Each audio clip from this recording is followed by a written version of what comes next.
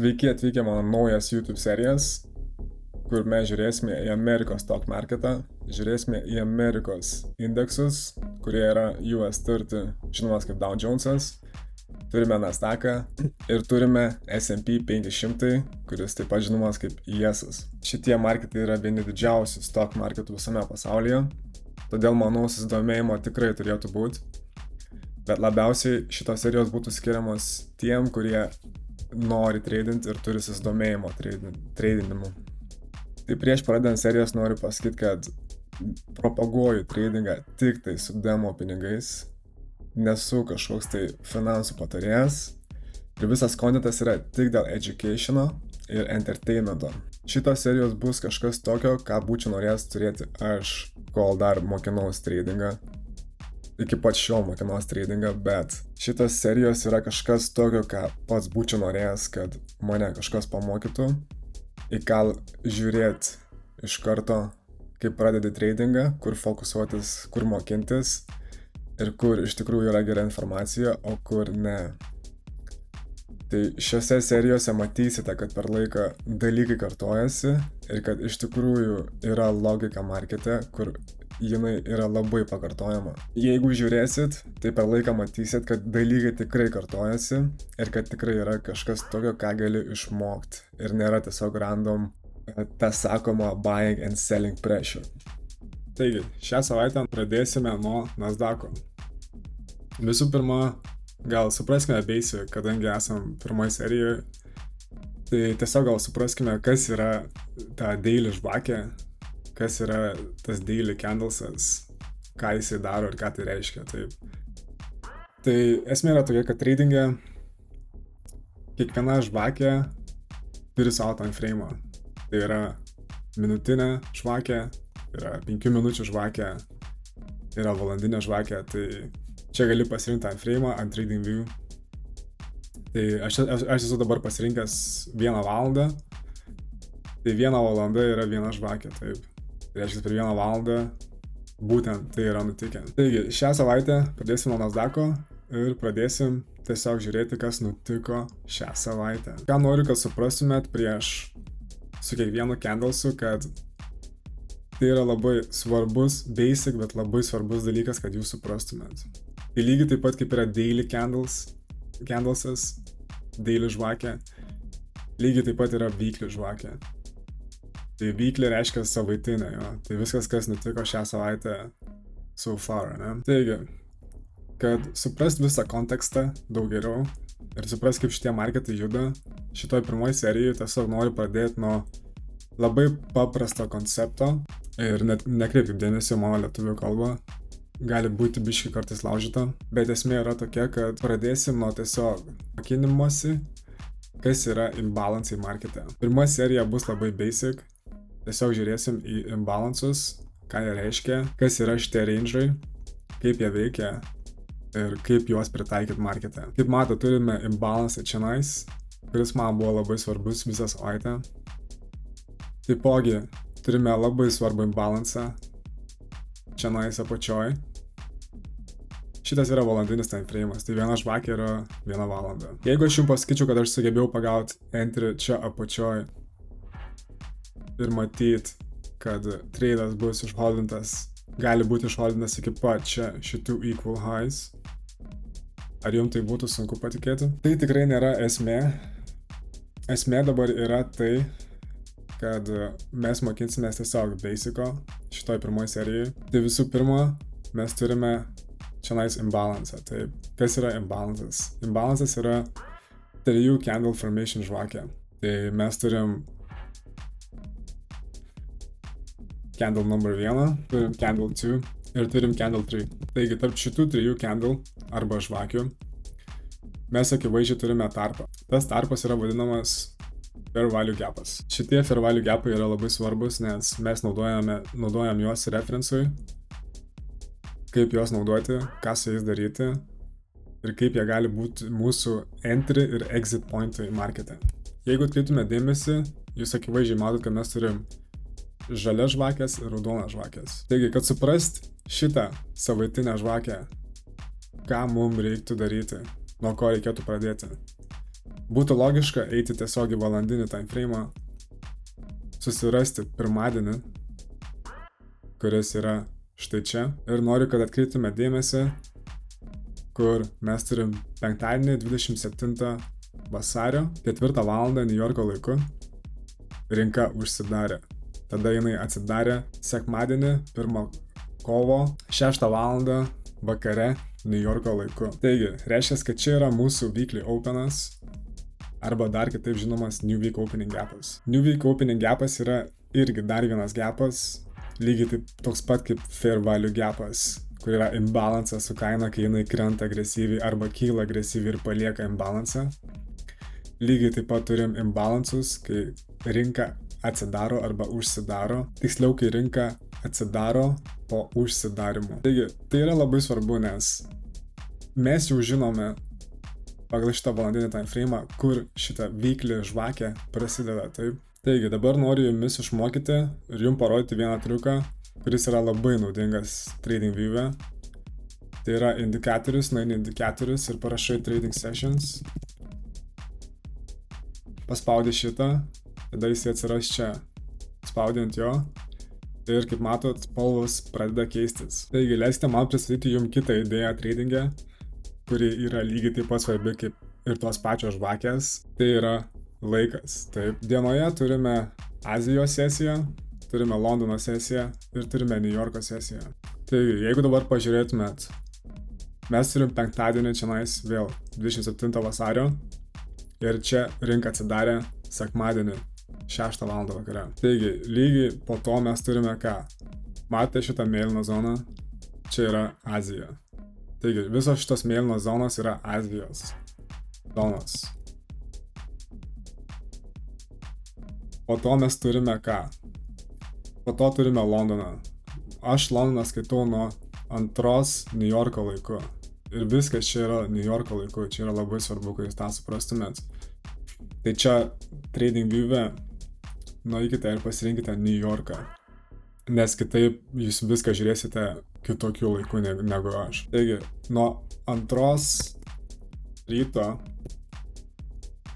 iki 6 ryto New Yorko laiku skaitau tai kaip Londono zoną. O Londono kill zonai būna tarp 2 ir 3 valandų ryto, kur galėsite rasti geriausius setupus, būtent Londono sesijai. Ir jeigu mes pažiūrėtum čia, vien čia matote, pačioje rašo pirmadienis 3 ryto ir pažiūrėkit, čia yra apačia prieš tą visą sukilimą į viršų, matot?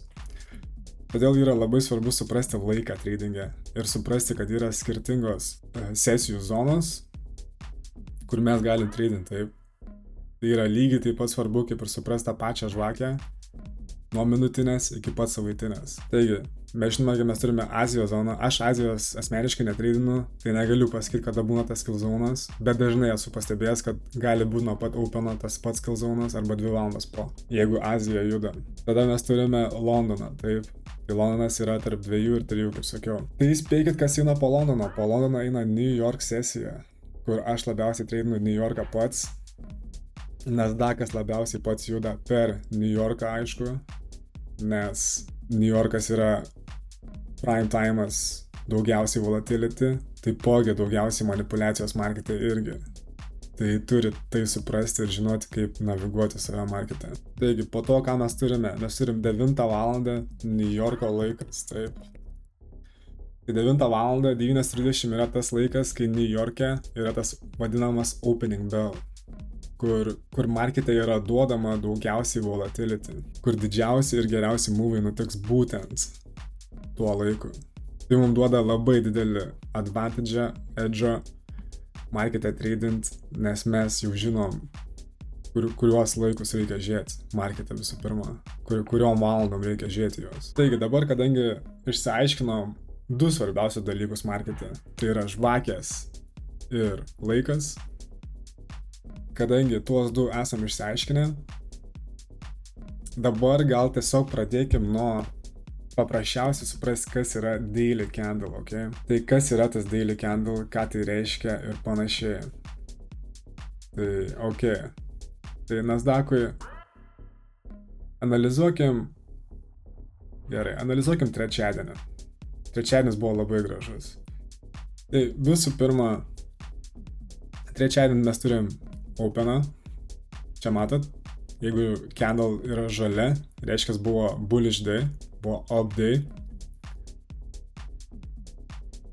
Tai kadangi candle yra žalia ir up day, tai reiškia, kad overall marketas kilo ir kaip matot nuo openo sukilo 519 pointų arba pipsų viršų ir užsidarė ant 432.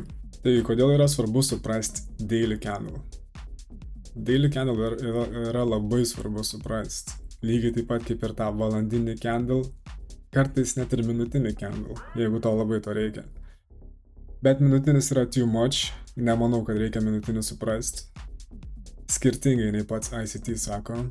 ICT labai fokusuojasi į būtent tos lower time frames, nors aš žinau, kad jis pats sniper entries gauna iš 30 minučių iš valandinius, iš 15 minučių, kartais ir 5 minučių, taip.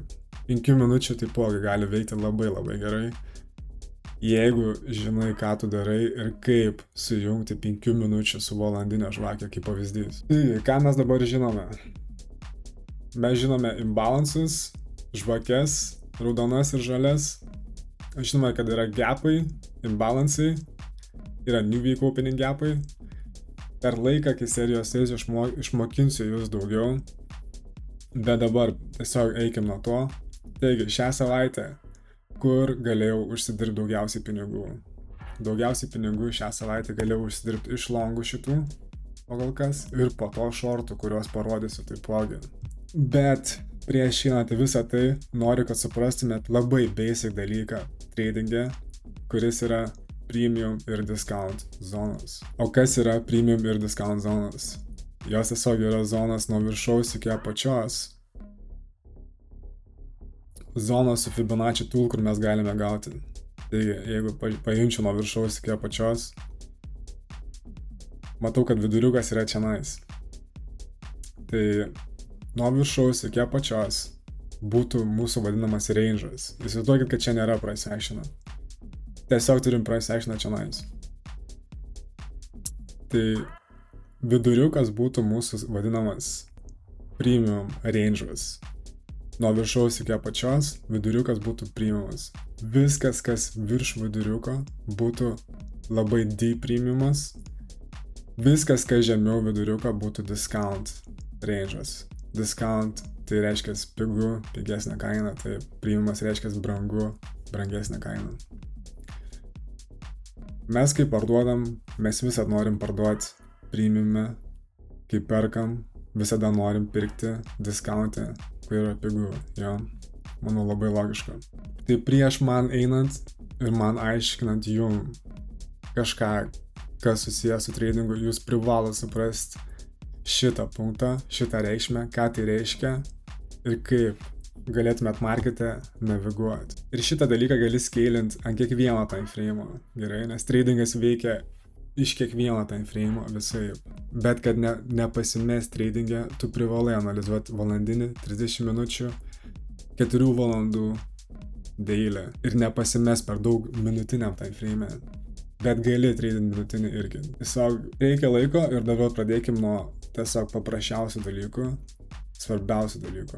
Taigi, jeigu atsimenat, minėjau, kad čia sugebėjau pagauti longą, taip. Ir aš jį išholdinau iki čianais, nes man pilnai užteko. Aš galėjau holdinti iki čianais. Bet aš čia nusiėmiau. Po to pagavau vėl longus, tai nebuvo problema. Taigi jūs turbūt klausėt, galvojat, kaip čia taip, kaip įmanoma ir panašiai. Taigi, kadangi dabar žinot premium ir discount zonas, taip, plus minus kažką jau suprantat. Jeigu mes paimtume Fibonacci tool vėl iš naujo, nuo viršaus į apačią, nupieštumėm, vėlgi matom, kad nuo viršaus iki apačios, vėl matom viduriukas šianais.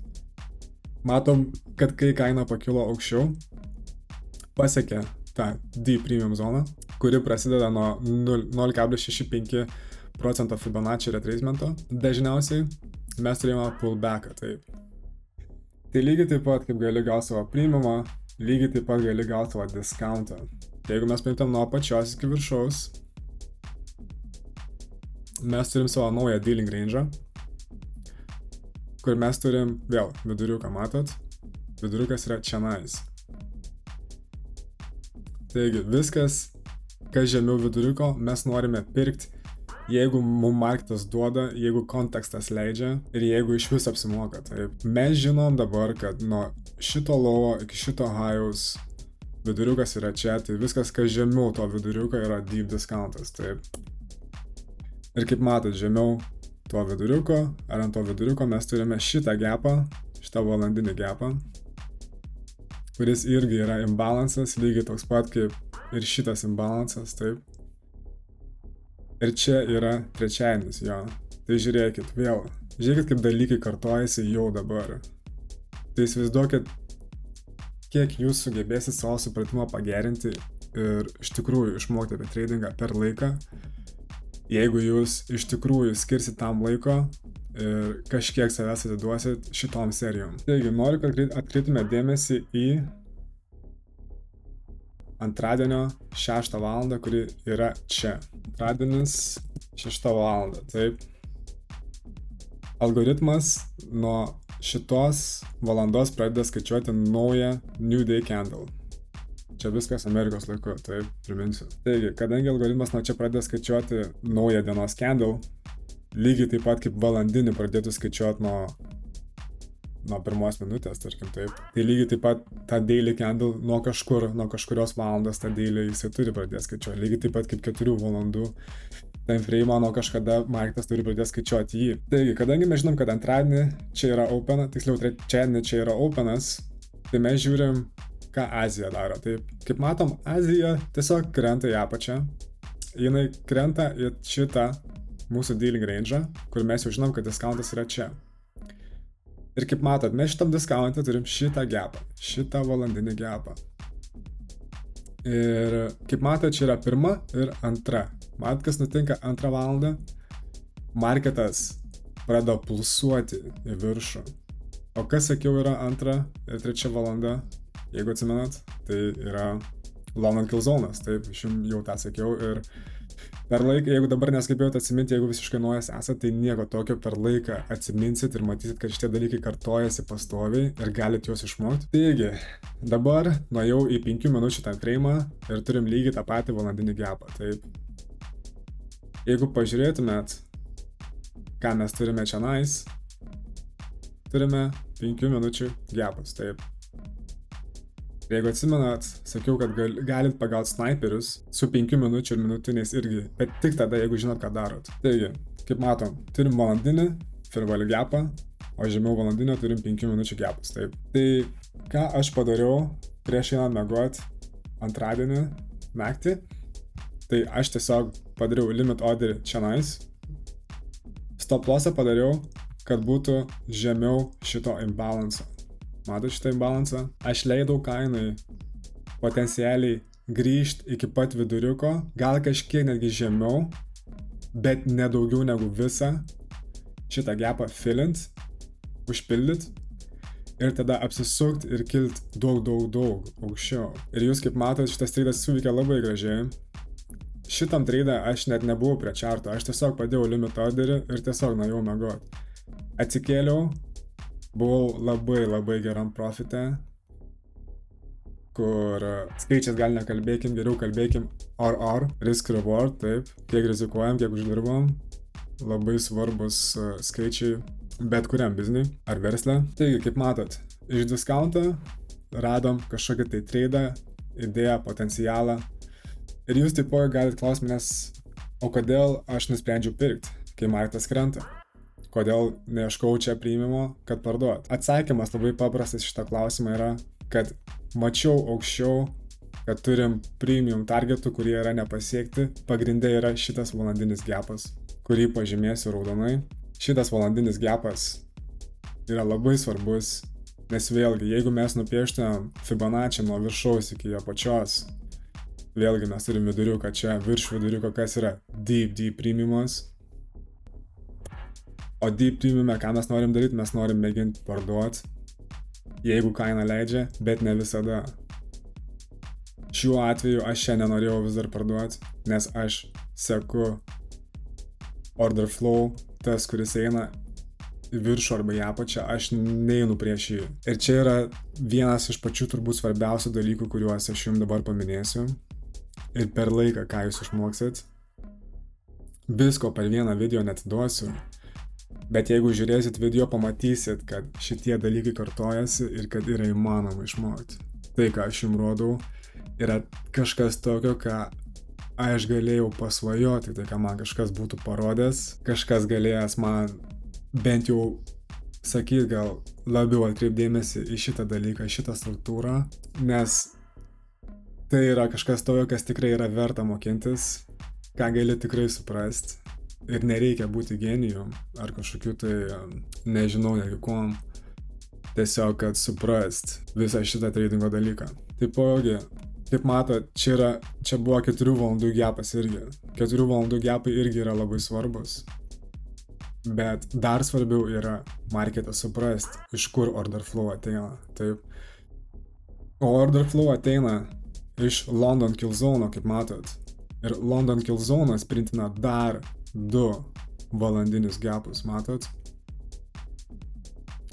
Ir hebryte, jeigu jums patinka šitas vidosas, tai tikrai negailėkit, palaikinkit, leiskit man žinot, ar jums patinka.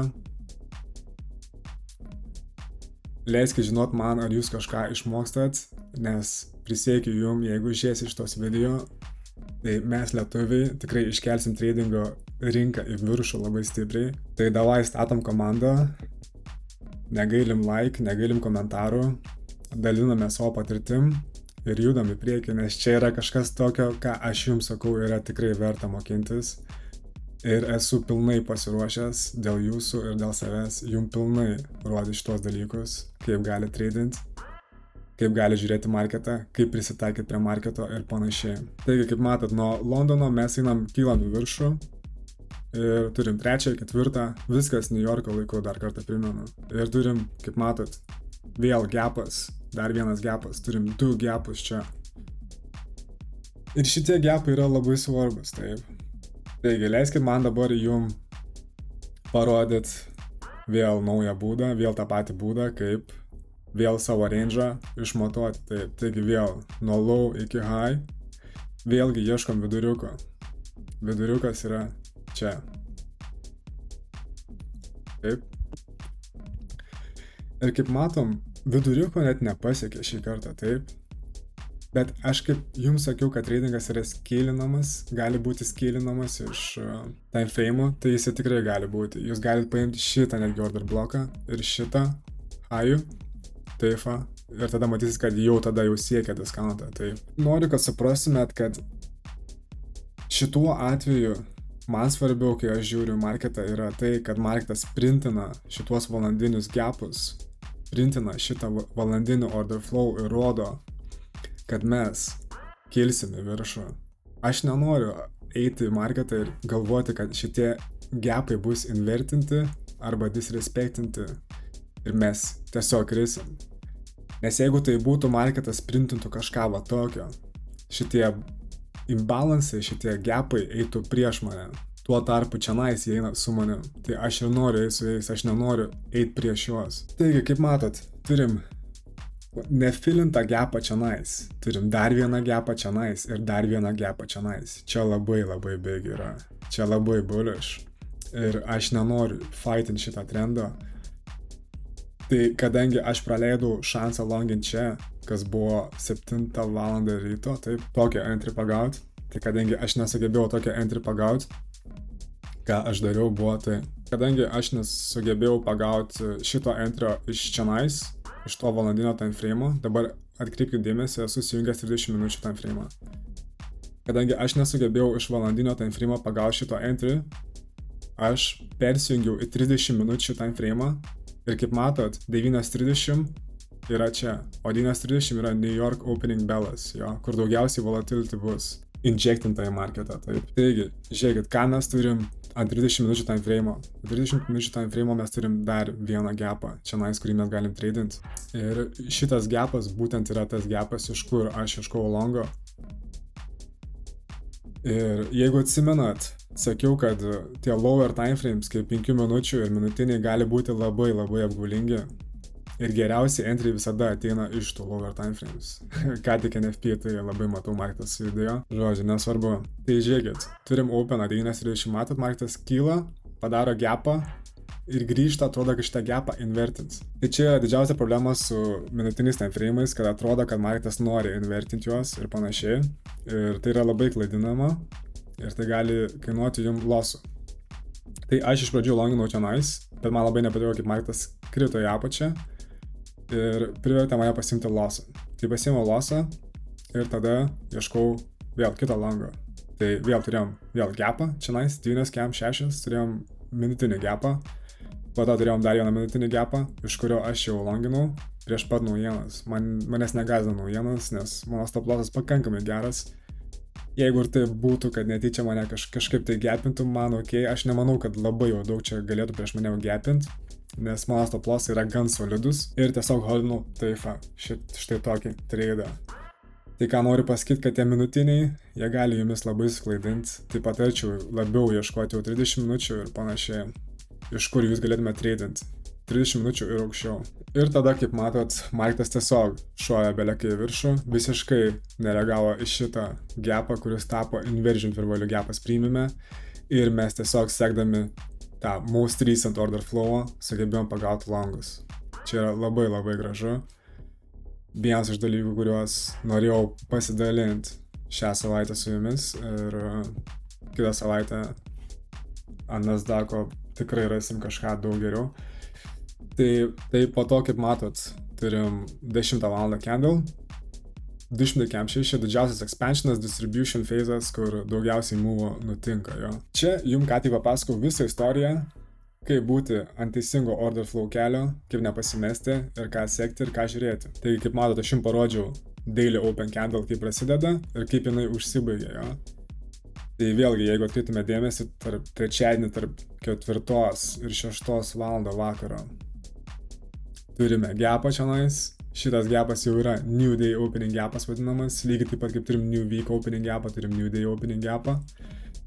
Irgi tai kažkas, ką noriu jums biškį parodyti, į ką jūs biškį atkreiptumėt gal dėmesį. Taigi dabar suprantat visą candle istoriją trečiadienio, taip, ant Nasdaq'o, jeigu žiūrėtumėm.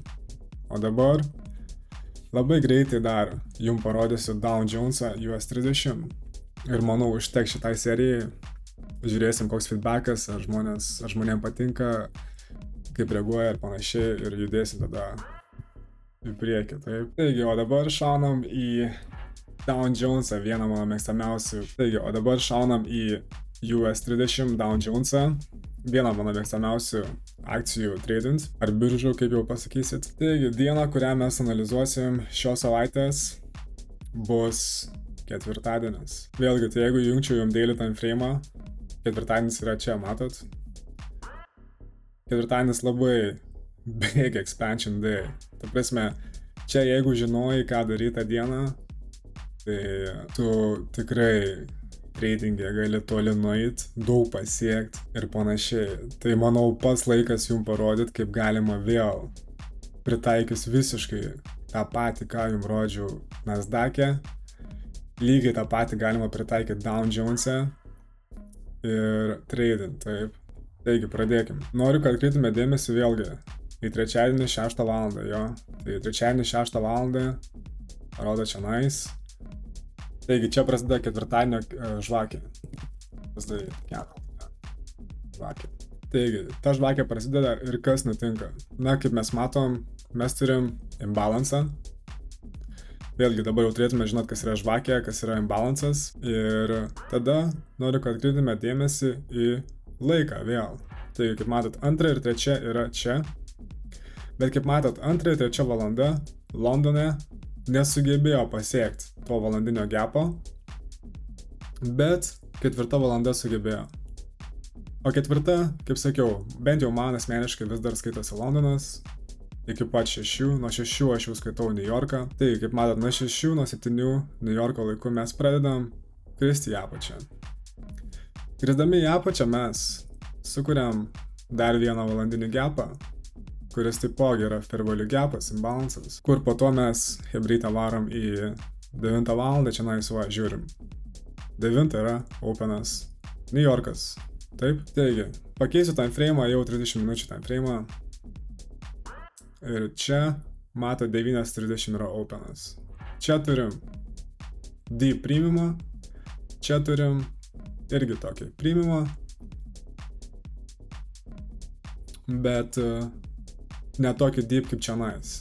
Tai jeigu mes parduodam, idealiausia kaina būtų čia, bet yra būdų, yra situacijų, kai reikia parduoti čia apačioje. Taigi labai svarbu tradingai yra, kad jūs sau leismėt bent 2 trade'us per dieną. Tai mano risk managemento planas buvo toks, kad aš mėginsiu trade'ą čia nais. Mėginsiu parduoti iš čia ir mėginsiu parduoti iš čia. O jūs gal turbūt dar klausėt, kodėl parduoti. Na, aš jums sakiau, kad mes norim sekti order flow, mes norim eiti su daily candle, su daily gapais, kas yra printinama, o ne prieš juos. Reiškia, mes einam su order flow, o ne prieš order flow. Vėlgi, kaip sakiau, šitie dalykai kartuojasi, šitie dalykai yra tokie pat.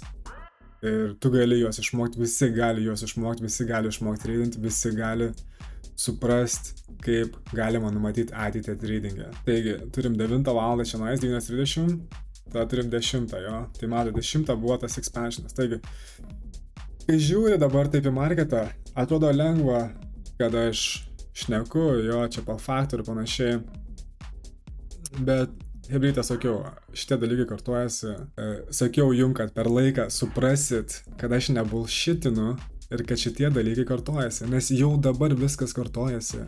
Žiūrėkit, nauja diena prasidėjo 6 valandą, jo, vakare. Turim gapus, kuriuos mes followinam, šį kartą į apačią, o ne į viršų. Turim mes priimą čia nais discountą. Kodėl priimas, kodėl discountas? Nuo high'aus iki low'o paimtume, turim viduriuką čia nais, tai čia praktiškai yra discountas. Bet esmė yra tokia, kad kaina ne visada sieks deep premiumą. Kartais jinai kris iš discounto ir labai stipriai. Ir kai taip nutiks, tai reiškia, kad kaina yra labai silpna. Tai yra tikras order flow skaitimas, jeigu jūs tai padėsite suprasti ir žinosite, ką tai reiškia, ir išmoksite prie to prisitaikyti diena iš dienos, jūs tapsite tikri order flow skaitytojai. Taigi, hebrytė, šokam į 5 minučių time frame'ą, čia tas valandinis ir 30 minučių gapas, čia tas 30 minučių tas žemiau, kur yra. Taigi, kaip matom, 9:30 ir mes turim 5 minučių gapą, jo, ant davo. Ir davas yra tas, kuris labai trikiai atrodo, jis nelabai taip gražiai respektina tos kartais gapus, bet vis tiek respektina gan taikliai, vis tiek, turiu pripažinti. Taigi, 9:30 ateina 5 minučių gapas, aš nenoriu pirkti, nes mano bias bearish, nes iš higher time frame'o man order flow sako, kad aš turėčiau būti bearish. Taigi, žiūrėkit, 9:30 gapas, kaina krenta, ok. Mane domina, bet aš neskubu čia parduoti. Aš čia galėjau jau parduoti, bet aš iš tikrųjų ir pardaviau, bet aš labai greitai supratau, kad kaina greičiausiai sieks premiumą, arba čia nais sieks premiumą, arba čia nais sieks premiumą. Taigi labai greitai mitigavau savo rizikas. Išėjau praktiškai break-even, gal su netgi kokį $100 profito. Ir tada mačiau, kad kaina sukilo vėl atgal į viršų.